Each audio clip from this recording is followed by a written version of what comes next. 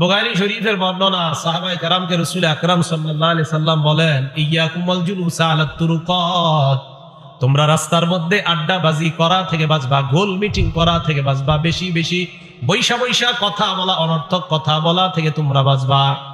সাহাবারা বললেন, মা লানা বুদ্দুন ইন্নামা হিয়া মাজালিসুনা ইয়া রাসূলুল্লাহ, রাস্তাঘাটে কথা বলা ছাড়া আমাদের কোনো উপায় নাই, আমরা ধর্মীয় আলোচনাগুলো রাস্তার মধ্যেই করে থাকি। আল্লাহ নবী বললেন, ফাইন আবাইতুম ইল্লাল মাজালিস, রাস্তায় যদি বসতেই হয়, ফাআতুত তরিকা হাক্কা, রাস্তার হক আদায় করবা। সাহাবারা প্রশ্ন করলেন, মামা হাক্কুত তরিক ইয়া রাসূলুল্লাহ, রাস্তার হক আপনার কাছে জানতে চাই, রাস্তার হক আবার কি?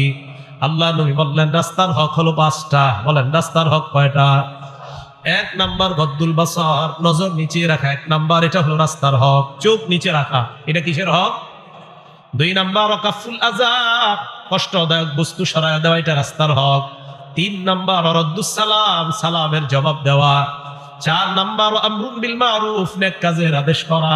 5 নাম্বার নাহয়ুন আনিল মুনকার, অসৎ কাজ থেকে নিষেধ করা। 1 নাম্বার চোখকে নিচের দিকে রাখা, এটা রাস্তার হক। বলেন, চোখ নিচে রাখা কিসের হক? রাস্তার হক। আর 2 নাম্বার কষ্টদায়ক বস্তু সরায় দেওয়া, এটাও রাস্তার হক।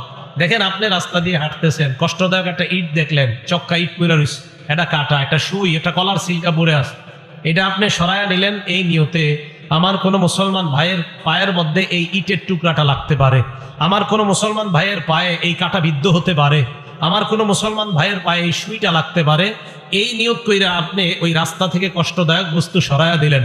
সহিহ বুখারীর 52 নম্বর হাদিসের বর্ণনা, রাসূল আকরাম সাল্লাল্লাহু আলাইহি সাল্লাম বলেন, বাইনামা রাজুলুন ইয়ামশি বিতরিকিন ওয়াজাদা গুসদা শাওকিন আলা তরিক, আমার কোন উম্মত রাস্তা দিয়ে হাঁটতেছে, হাঁটার সময় রাস্তায় কষ্টদায়ক একটা বস্তু পাইছে, কাটা, হাদিসে আসছে কাটা, ওয়াজাদা গুসদা শাওকিন আলা তরিক, একটা কাটা ডাল, গাছের ডাল, এই ডালের মধ্যে কাটাযুক্ত ডাল এরকম একটা পাইছে, পাটার পর ওইটা পাওয়ার পর ওই কাটাযুক্ত ডালটাকে সরায়া দিছে, এর দ্বারা উদ্দেশ্য কষ্টদায়ক যত বস্তু সরায়া দেওয়া।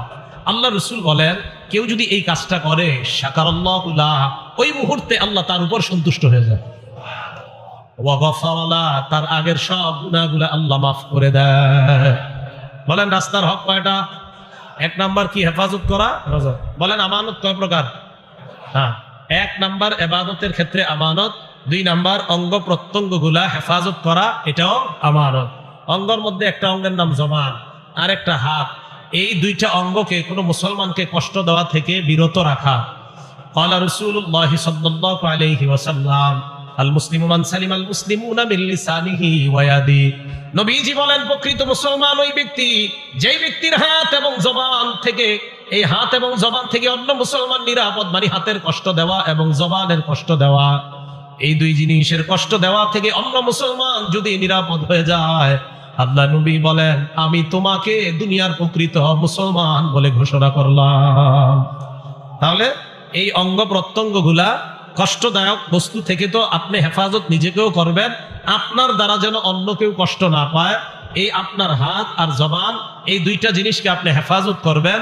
কোনো মুসলমান ভাইকে আপনি কষ্ট দিবেন না, হাত দিয়েও কষ্ট দিবেন না, মুখ দিয়েও কষ্ট দিবেন না।